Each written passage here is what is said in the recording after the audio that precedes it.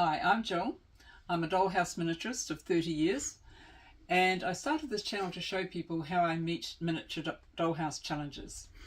So let's go and see what I'm up to today. So I've been busy today. I've been doing three things. I've got to show you at least two of them.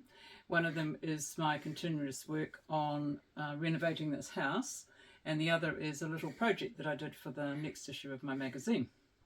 So with this house here, it's all about renovating a house without damaging the structure of it.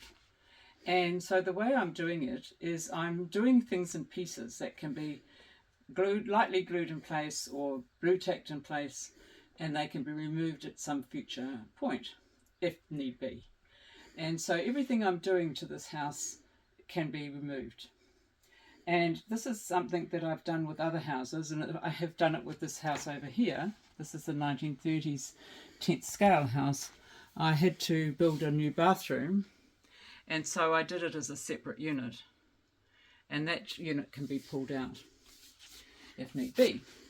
So this is the theory and my way that I deal with restoring old houses.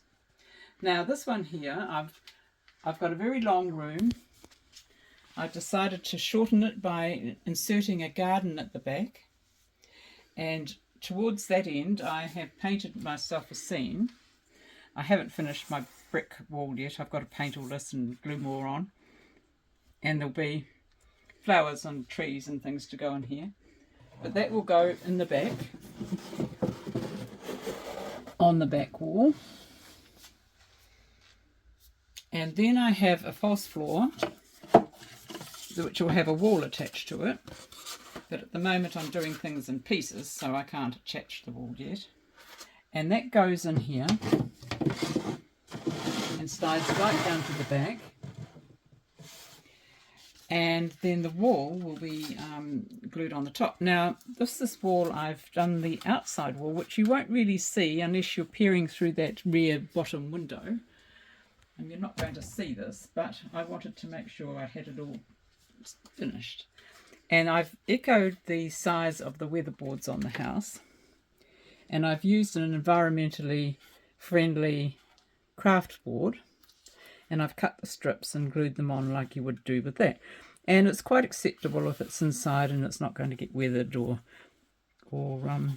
get used a lot, so it's not going to get pummeled. So that's fine, and this will have a proper window around it. Probably very much like this one. And then that goes at the back. My wallpaper buckled. It's not quite dry yet, it's still damp. And that gets attached on top of the floor. This whole piece will just slide in when I'm finished with it.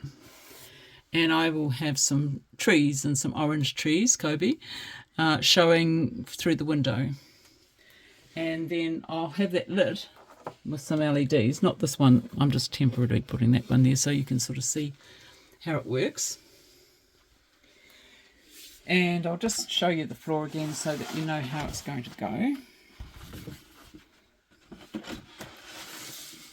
And I haven't got that right pushed right back, but I'll do that later. And it has a nice set of chairs and sofa to go in that room. So that's the progress I'm making on this house. Now I've also, while I was busy waiting for glue to dry, making a little project. It's an Art Nouveau Screen, and it is going to go in my Art Nouveau and Art Deco special feature in my February issue of Miniature Time Traveller. And Miniature Time Traveller is my magazine, and it's a bi-monthly, and it's available online as a flipping book. So if you want any details, just go on my website, Miniature Time Traveller. Traveller's spelt with 2 L's. If you're in America, you'll think, oh, that's wrong. We only spell it with 1. But down here in the English word, it's 2 L's. And so that'll be featured. This little screen will be featured in that magazine. The pattern will be in it and instructions. So that's what I've been busy doing today. Oops, we'll just get that sitting a bit. And I made enough progress on my Tudor house, my stairwell, that I can show you tomorrow. And I have sent it off in a tiny little direction, something unexpected. So that'll be something to look forward to and to show you. So I shall see you tomorrow.